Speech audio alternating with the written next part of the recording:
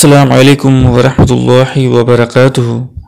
آج واقعہ ہے ایک ایسے بادشاہ کا کہ جو دیندار ہو، جو اللہ کے نبی کا غلام ہو، جسے بادشاہت سے زیادہ اللہ اور نبی، اس کے نبی کی باتوں کو ماننے کا جذبہ ہو، جس سے دنیا کی نہیں بلکہ آخرت کی فکر ہو۔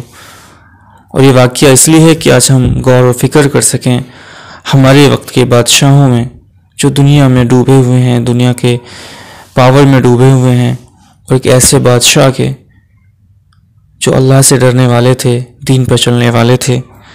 آئیے شروع کرتے ہیں۔ یہ واقعہ ہے حضرت عمر رضی اللہ عنہ کا کہ حضرت عمر رضی اللہ عنہ جو اپنے وقت کے بادشاہ ہیں، کبھی کبھی ایک تنکا ہاتھ میں لے لیتے اور فرماتے کہ کاش میں ایک تنکا ہوتا، کبھی فرماتے کہ کاش میری ماں نے مجھے جنا ہی نہ ہوتا۔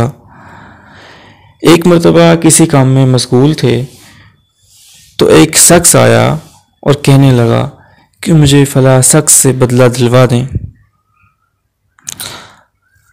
تو غصے میں آ کر حضرت عمر رضی اللہ عنہ نے، جو بادشاہ ہیں اپنے وقت کے، انہیں ایک درہ مار دیا تو وہ شخص چلا گیا۔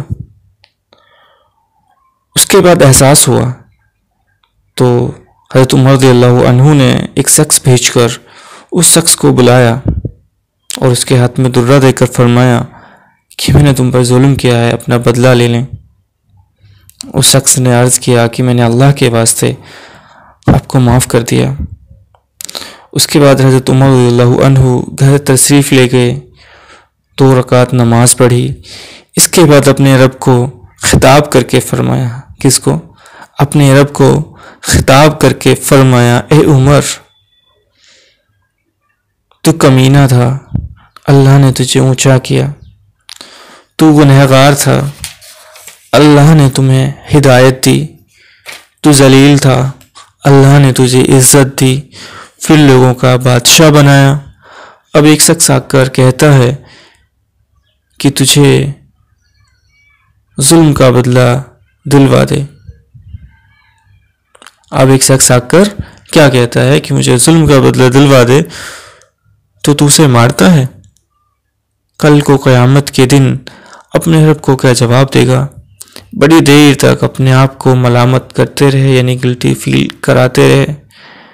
یہ بادشاہ ہیں، وقت ہیں، اپنے آپ کو کیا کیا بول رہے ہیں۔ اور ہمارے وقت کے بادشاہ پاور میں چکنا چور ہیں، انہیں لگتا ہے کہ دنیا میں ان سے بڑا کوئی نہیں، ان کی جواب دہی کوئی نہیں، انہیں رب کے یہاں جا کر جواب نہیں دینا۔ ایک اور واقعہ ہے حضرت عمر رضی اللہ عنہ کا کہ اپنے غلام اسلم کے ساتھ ایک مرتبہ حرہ، جو مدینہ کے قریب ایک جگہ ہے، تشریف لے جا رہے تھے۔ ایک جگہ آگ جلتی ہوئی نظر آئی تو حضرت عمر رضی اللہ عنہ نے فرمایا کہ شاید کوئی قافلہ ہے، رات ہونے کی وجہ سے ٹھہر گیا ہے اور سحر نہیں جا پایا، اور چل کر ان کی خیر خبر لیتے ہیں اور ان کا حفاظت کا انتظام بھی کرتے ہیں۔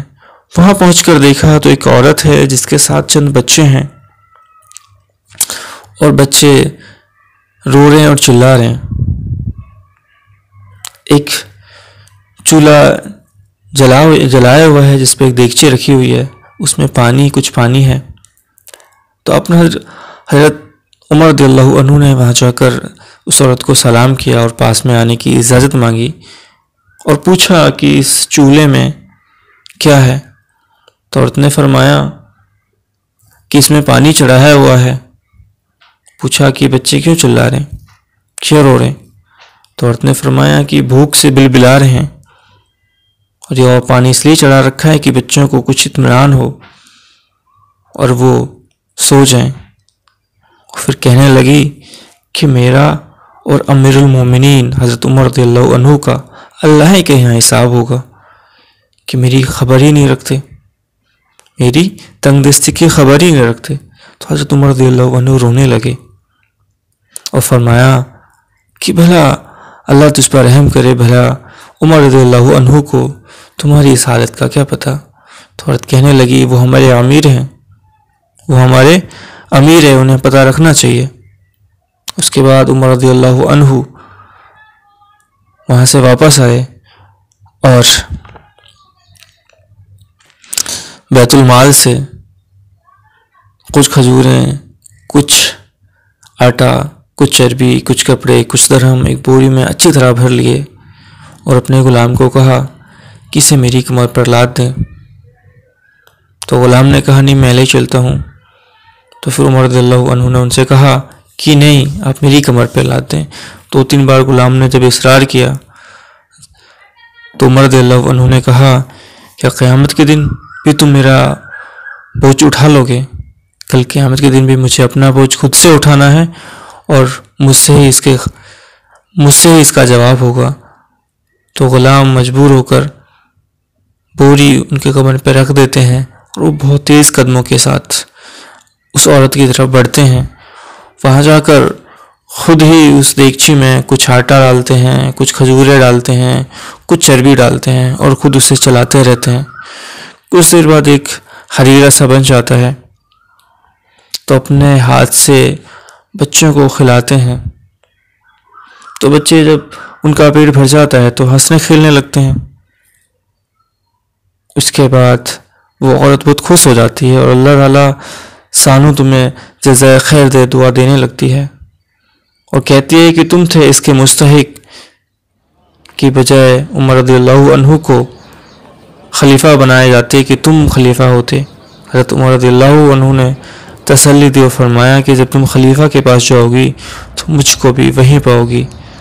حضرت عمر رضی اللہ عنہ ان کے قریب ہو کر تھوڑی دیر کے لیے بیٹھ گئے اور فرمایا کہ میں نے انہیں روتے ہوئے دیکھا ہے تو میرا دل چاہا کہ میں انہیں ہنستے ہوئے بھی دیکھوں۔